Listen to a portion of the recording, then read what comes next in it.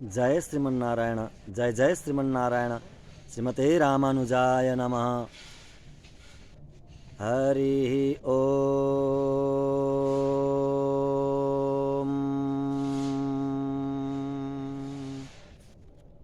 ओम अस्मद्गुरुभ्यो नमः। ओम अस्मत्परमगुरुभ्यो नमः। ओम अस्मत्सर्वगुरुभ्यो नमः। श्रीमते रामानुजाय नमः। लक्ष्मीनाथसमारम्भां नाथयामुनमध्यमाम् अस्मदाचार्यपर्यन्तां वन्दे गुरुपरम्पराम्।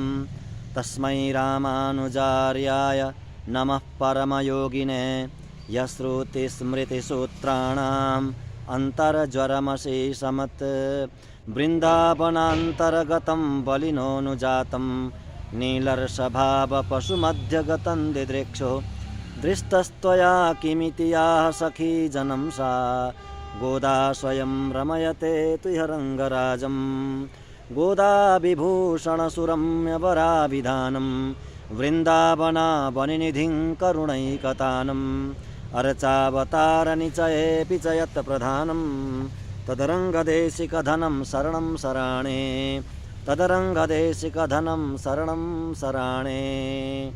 ॐ सहना भवतु सहनौ भुनक्तु सह वीर्यं करवावहै तेजस्विनामधीतमस्तु मा विद्विषावहै। ॐ शान्ति शान्ति शान्तिः। हरि ओम।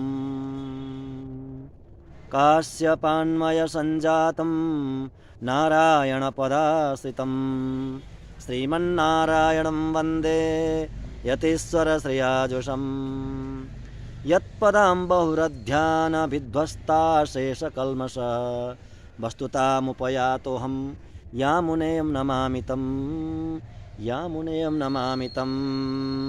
ओम अस्मद्गुरुभ्यो नमः। जय श्रीमन्नारायण।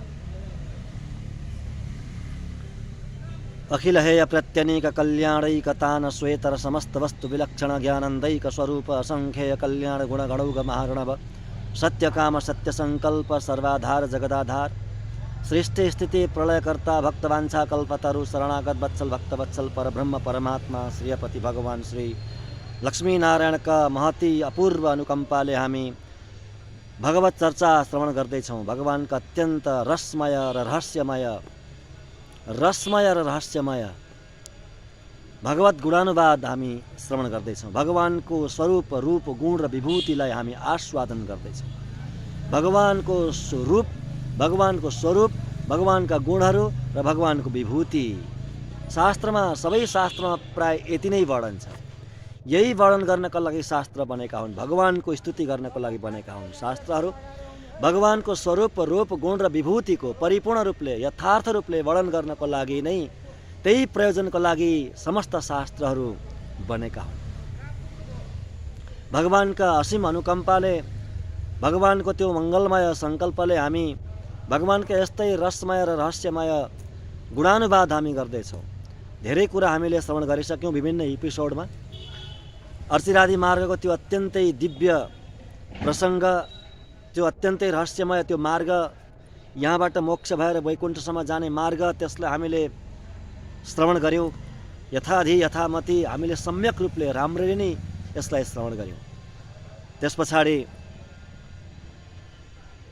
हामीले आलवन्दार स्तोत्रको स्वाध्याय गर्ने, त्यसको आस्वादन गर्ने जमर्को गरेका छौँ। आलवन्दार स्तोत्र रत्न हो त्यसको खास नाम, स्तोत्र रत्न। स्तोत्रहरूमा रत्न सर्वोत्कृष्ट स्तोत्र। र आलवन्दार यमुनाचार्य स्वामीजीको एउटा नाम हो आलवन्दार। आज हामी त्यसको बारेमा राम्ररी चर्चा गर्छौँ। उहाँले लेखेको हुनाले, उहाँले रचना गरेको हुनाले यो स्तोत्रलाई आलवन्दार स्तोत्र भनेर नामाकरण पनि गरियो, नाम रह्यो यो स्तोत्रको, स्तोत्र रत्न। त्यो स्तोत्र रत्नको हामी राम्ररी नै आस्वादन गर्नेछौँ। प्रत्येक शब्दको अर्थसहित विशेष व्याख्या हामी श्रवण गर्नेछौँ यो स्तोत्रको। ज्ञानीहरूले जो कृपा गर्नुभयो आफूलाई ज्ञानी आचार्यहरूले जो कृपा गर्नुभयो, जसरी कृपा गरेर यसलाई दिनुभयो, त्यही अनुसार नै यो दास हजुरलाई दिने प्रयत्न गर्नेछ। त्यसको त हामी आस्वादन गर्ने नै छौँ, तर पहिला हामी यामुनाचार्य स्वामीजीको संक्षेपमा जीवनी श्रवण गर्दैछौँ। Biography of Ramanujacharya in brief. छोटकरीमा, समरीमा हेर्नु, एकजना भक्तले भन्नुहुन्थ्यो, भागवतले भन्नुहुन्थ्यो, ज्ञानी भागवतले, म भगवानको चर्चा गर्न खूब सक्छु, ममा सामर्थ्य छ, भगवानको चर्चा गर्ने सामर्थ्य मेरो जीवामा छ, परन्तु भगवानका ज्ञानी भक्तहरूको चर्चा गर्न, आचार्यहरूको चर्चा गर्ने सामर्थ्य ममा छैन। त्यो जीवामा त्यो सामर्थ्य छैन। वास्तवमै हो, भक्तहरूको महिमा, भागवतको महिमा, आचार्यको महिमा यति अपार छ, यति अपार छ, भगवानको भन्दा पनि अपार महिमा बताएको छ शास्त्रले भागवतको, आचार्यको, ज्ञानीहरूको। त्यसैले यामुनाचार्य स्वामी जस्तो महान पुरुष, जसले हेर्नु, जसले भक्तिलाई बचाउनु भयो, भक्तिको जगेर्ना गर्नुभयो, भक्तिलाई परिपूर्ण रूपले, भक्ति मार्गलाई, त्यो भक्तिको धारालाई संसारमा यसरी बगाइदिनु भयो। यामुनाचार्य स्वामीजी, उहाँका हजुरबा नाथमुनि स्वामीजी, उहाँहरू त हुनुहुन्छ नि आधार भनेको। श्री वैष्णव सम्प्रदायको आधार, मूल स्तम्भहरू उहाँहरू नै हुनुहुन्छ। उहाँहरूमै आधारित भएर शेष अवतार रामानुज स्वामी जस्तो महापुरुषले यो सम्प्रदायलाई विश्वमा फैलाउन सक्नुभयो। त्यसैले हाम्रो जीवामा के तागत छ र यमुनाचार्य स्वामीजीको व्याख्या गर्नलाई फेरि पनि आचार्यको अनुग्रहले, भगवानको कृपाले, ज्ञानीहरूको अनुग्रहले हामी यसको केही चर्चा गर्दैछौँ। यमुनाचार्य स्वामीजी यामुन बालक हुनुहुन्छ।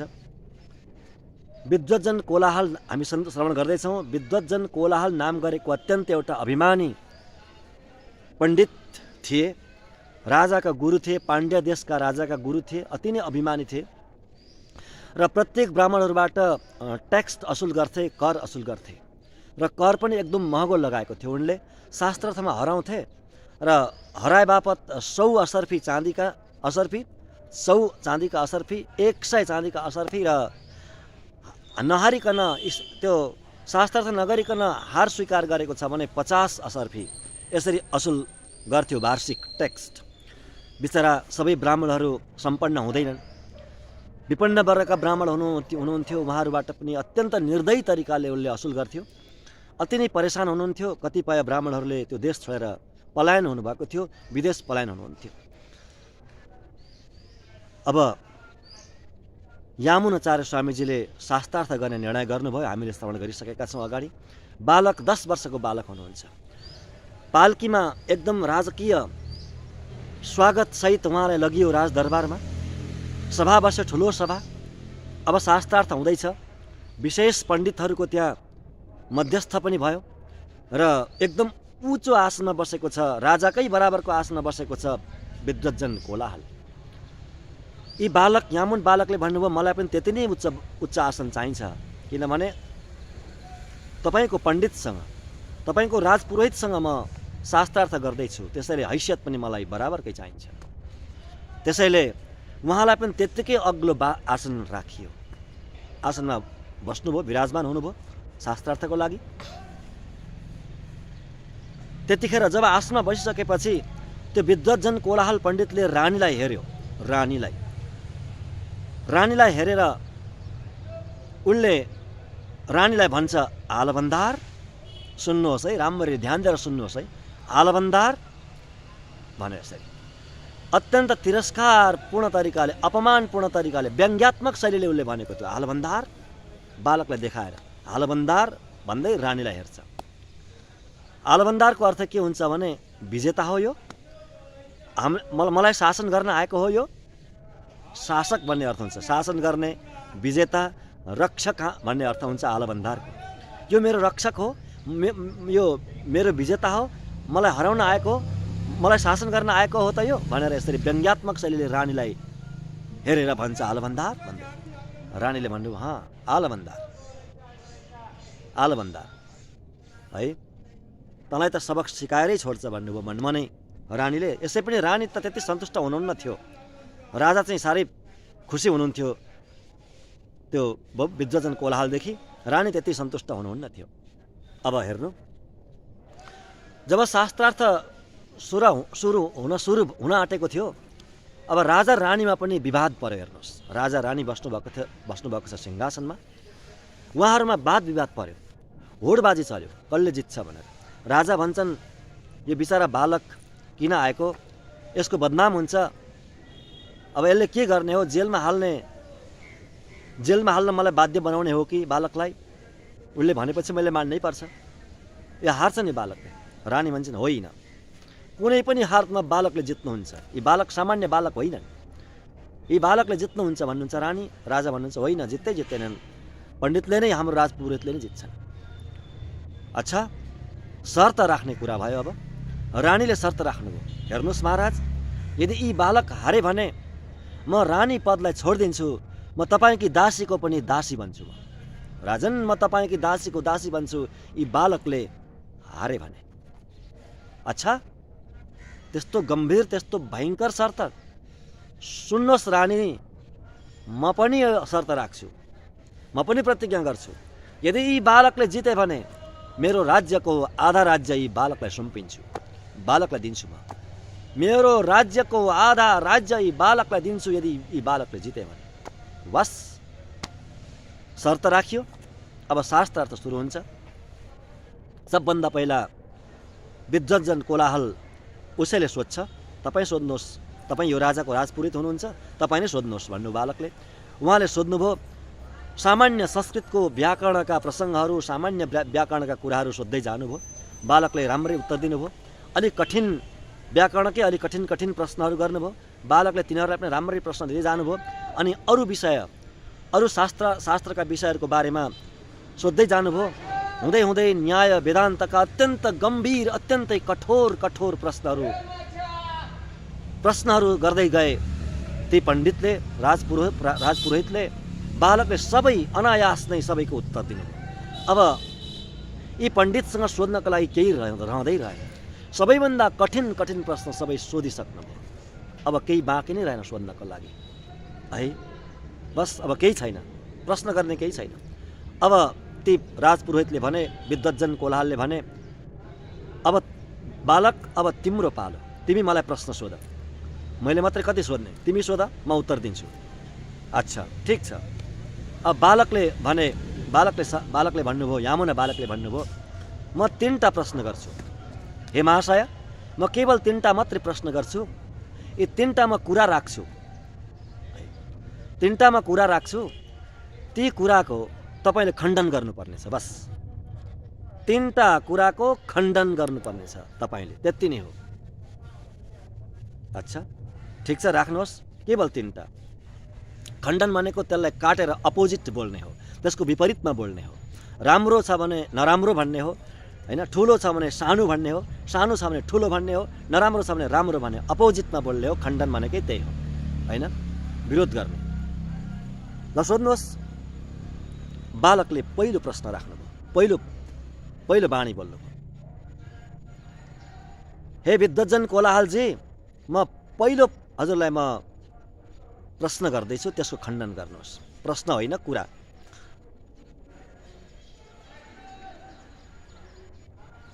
हे पण्डितजी, तपाईँकी आमा पुत्रवती हुनुहुन्छ, तपाईँकी आमा पुत्रवती हुनुहुन्छ, बन्ध्या हुनुहुन्न।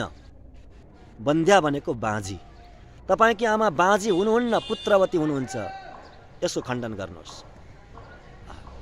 यो वाक्यको खण्डन गर्नुहोस्। 3टा वाक्य राख्छु भन्नुभएको थियो। पहिलो वाक्य भन्नु हुँदैछ, तपाईँकी आमा बन्ध्या हुनुहुन्न, तपाईँकी आमा बाँझी हुनुहुन्न, पुत्रवती हुनुहुन्छ, यसको खण्डन गर्नुहोस्। वाह वाह, कसरी खण्डन गर्ने? त्यसको अपोजिटमा बोल्नु पर्यो। अपोजिटमा बोल्दा के हुन्छ? मेरी आमा बाँझी हुन् भन्ने अर्थ हो, भन्ने हुन्छ अपोजिटमा। मेरी आमा पुत्रवती होइनन्, मेरी आमा बाँझी हुन्, बन्ध्या हुन् भन्ने हुन्छ। अरे, अब बाँझी हुन् भने ऊ कहाँबाट पैदा भयो? ऊ जिउँदैछ, त्यत्रो भइसकेको छ। पुत्रवती होइनन् भने, बाँझी हुन् भने कसरी खण्डन गर्ने? वाह, भयङ्कर हलचल मच्यो भित्र। अब अरे, कस्तो प्रश्न राख्यो, कसरी खण्डन गर्ने हो? हलचल मच्यो, झस्को पसो भित्र झस्को पसो। बाफरे, बालक त सामान्य होइन के हो? साइलेन्ट। विद्धजन कोलाहल वाज कम्प्लिटली स्पिचलेस, साइलेन्ट। कसरी अपोज गर्ने, अब कसरी खण्डन गर्ने? बोल्नै सकेन। अब बालकले भन्नुभयो, महाशय तपाईँले यसको खण्डन गर्न सक्नु भएन, सक्नु पनि हुन्न। अब म अर्को प्रश्न राख्छु, अर्को वाक्य बोल्छु, त्यसको खण्डन गर्नुहोस् है त। भन्नुहोस्। पाण्ड्य देशका यी राजा, सिंहासनमा बस्ने राजालाई देखाएर भन्नुभयो, पाण्ड्य देशका यी हाम्रा राजा धर्मात्मा राजा हुन्, यसको खण्डन गर्नुहोस्। राजा धर्मात्मा हुन्, यसको खण्डन गर्नुहोस्।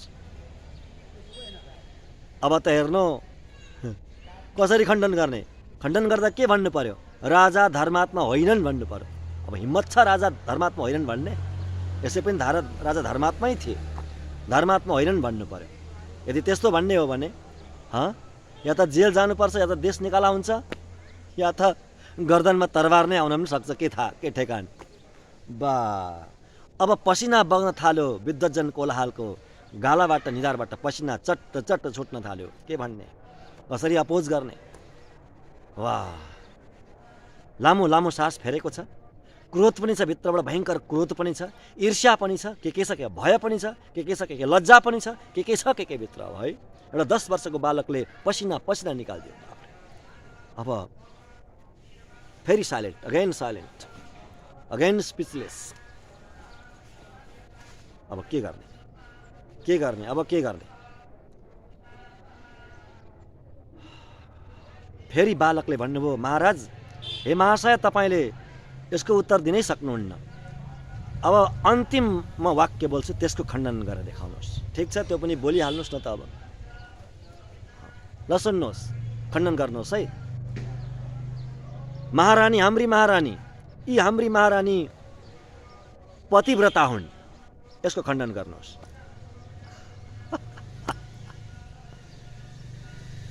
यी हाम्री महारानी, राजाकी रानी पतिव्रता हुन्, यो वाक्यको खण्डन गर्नुहोस्। बस, अब त मरणासन्न अवस्था भयो विद्धजन कोलाहलको। मरे तुल्य, बरु मृत्यु सजिलो होला, सहज होला। अब के गर्ने, के भन्ने? रानी पतिव्रता होइनन् भन्ने? खण्डन गर्दा त्यही भन्नु पर्यो नि, अपोजिटमा त्यही बोल्नु पर्यो नि। रानी पतिव्रता होइनन्, कसरी भन्ने? त्यो कसरी भन्ने हिम्मत हुन्छ? त्यो सकेनन्। खलखल पसिना आयो, शिर झुक्यो, विद्धजन कोलाहलको शिर झुक्यो। अब राजाबाट आज्ञा भयो, हे बालक, म अचम्मित भएँ, म चकित भएँ।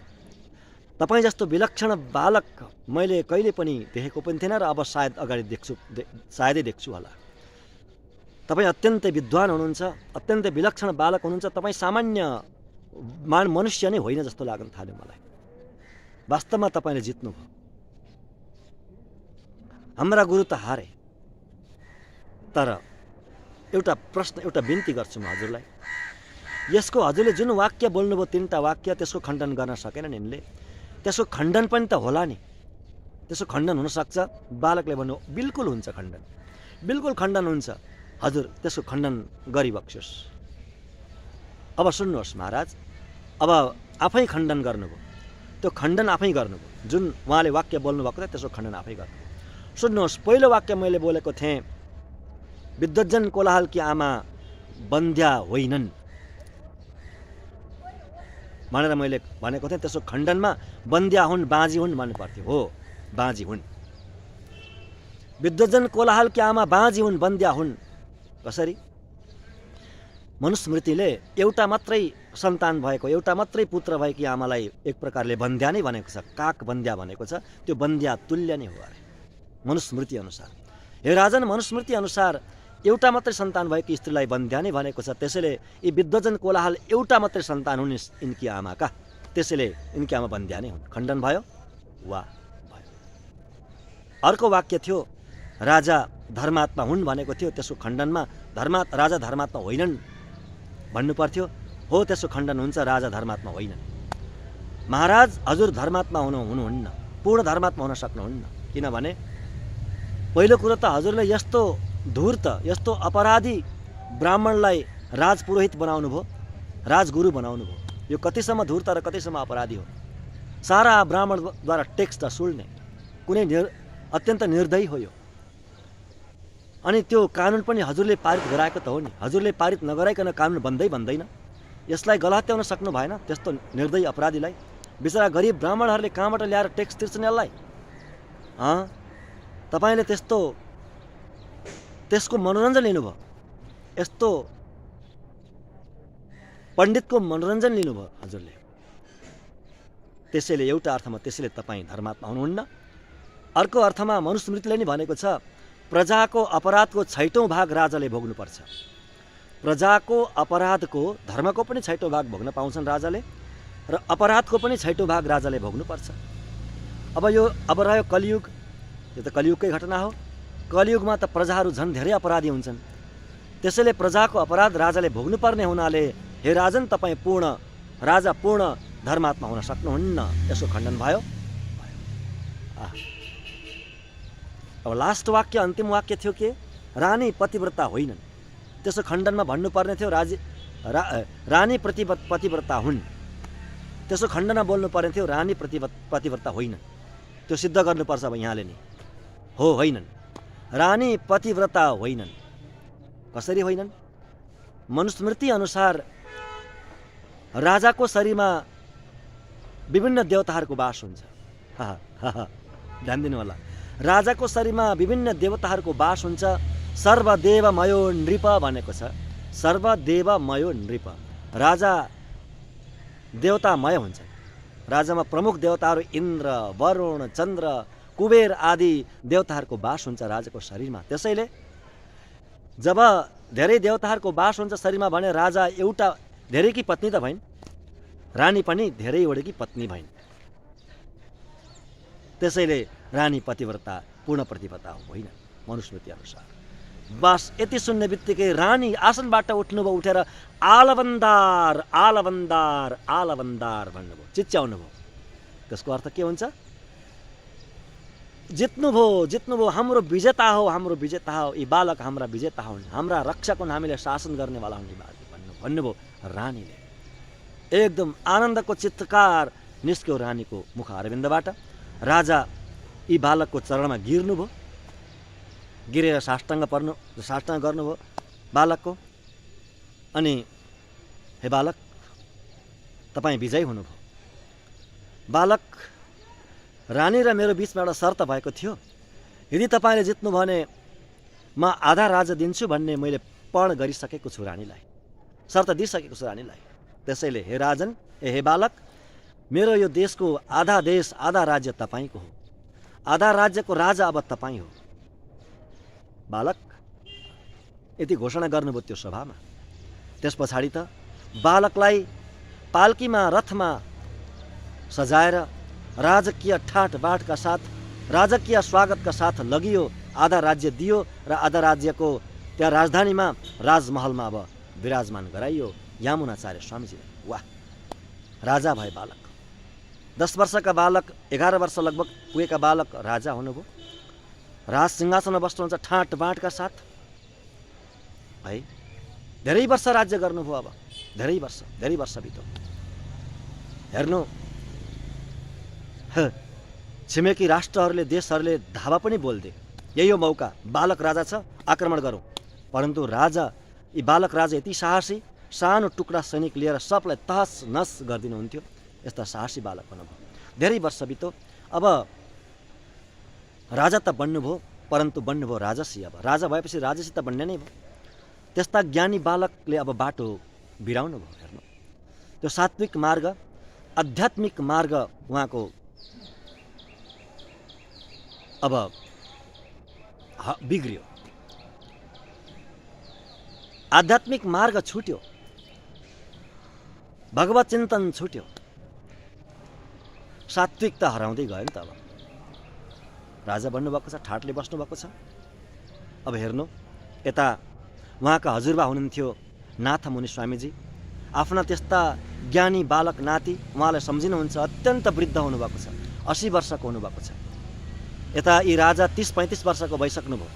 यी यामुन हेर्नु, 80 वर्षको हुनुभयो, 80-85 वर्षको हुनुभयो नाथमुनि स्वामीजी, अत्यन्त जर्जर हुनुभएको छ, वृद्ध अवस्थाले छोएको छ।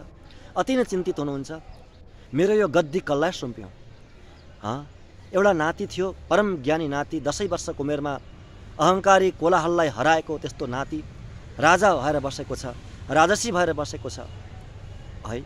के गर्ने अब? भोग विलासमा चुर्लुममा डुबेर बसेको छ, त्यसको उद्धार कसरी होला, कसरी आफ्नो बनाउला?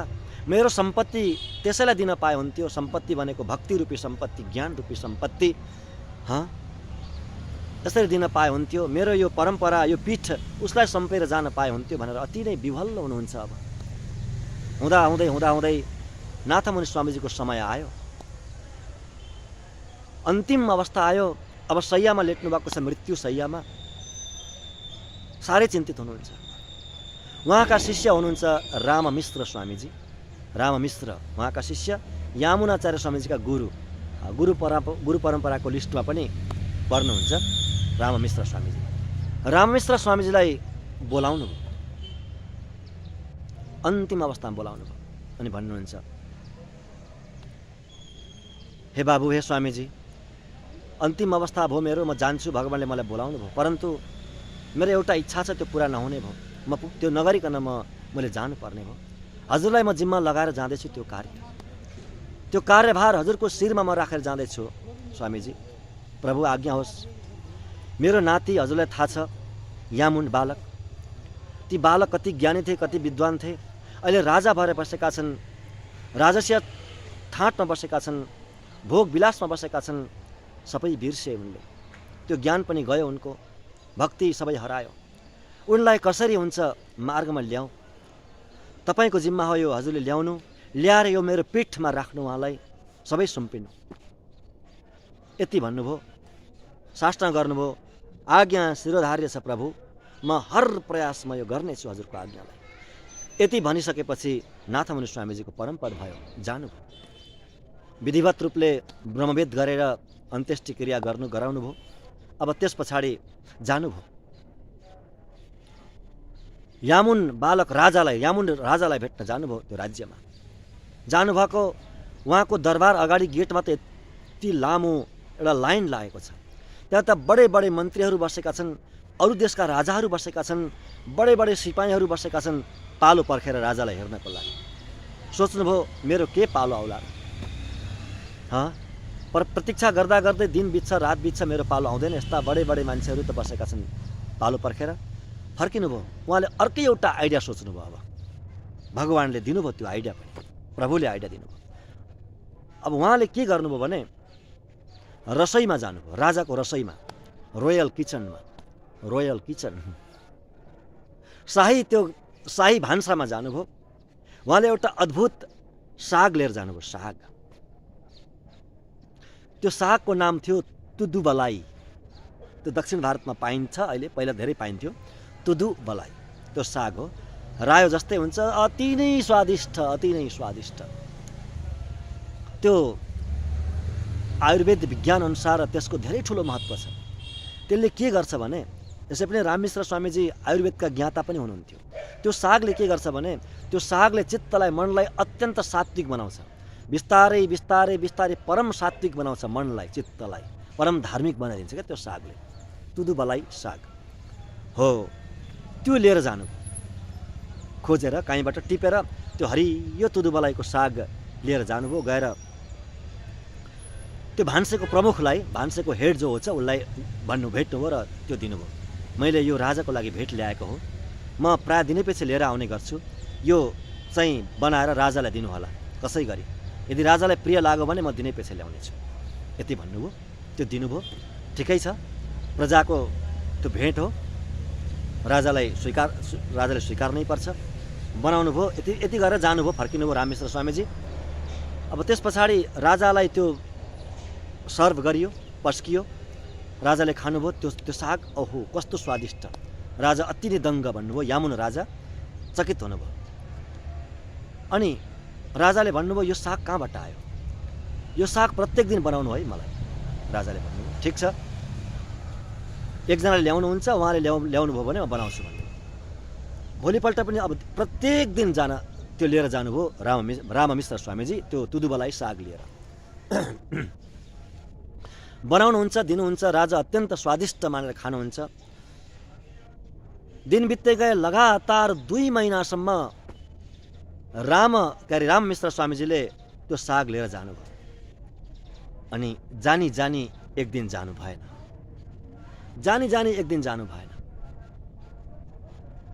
त्यो दिन पाकेन त्यो साग। राजाले खान पाउनु भएन। राजाले भान्सेलाई सोध्नुभयो खोइ त्यो साग आज मलाई किन नबनाएको? त्यो साग के भयो? भान्सेले भन्नुभयो महाराज जुन व्यक्तिले लिएर आउने गर्थे दिनै पछि आज आएनन्, त्यसैले बनेन। अच्छा त्यो व्यक्ति कहाँ बस्छ? बोलाएर ल्याउनु। कति मोल चाहिन्छ उसलाई? कति मोल लिन चाहन्छ? मोल चाहिन्छ कि के चाहिन्छ? मलाई भेटाउनु। यति भन्नुभयो। अब कहाँ खोज्ने? कहाँ हो घर? परन्तु राममिश्र स्वामीजीलाई थाहा थियो सबै कुरो कि यस्तै हुन्छ भनेर। त्यसको केही 2 दिनमा उहाँ जानुभयो, फेरि भान्सामा जानुभयो, आफै जानुभयो। तुदुबलाई साग लिएर जानुभयो। भान्सेले भने राजाले तपाईँलाई भेट्न चाहनुहुन्छ। हो अच्छा ठिक छ, म त यही चाहन्थेँ। भान्सेले लिएर जानुभयो राजा समक्ष। अनि बस्नुभयो राजाको सामुन्नेमा।